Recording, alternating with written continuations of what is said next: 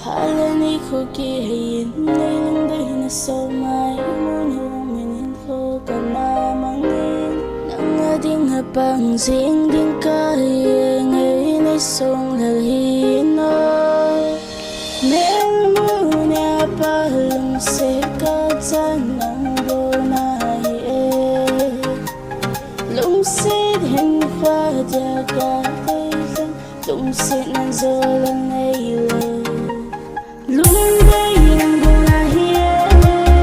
Kalung muna lega kipanape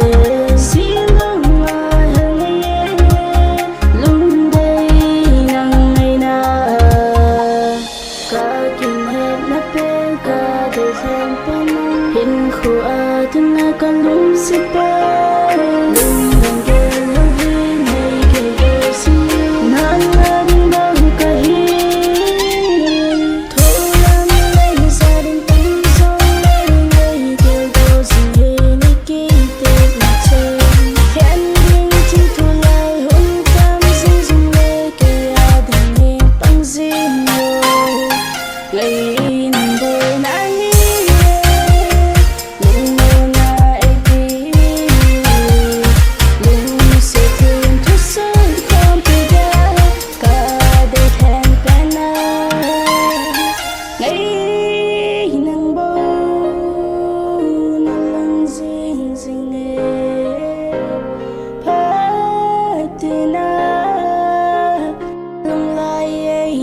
You're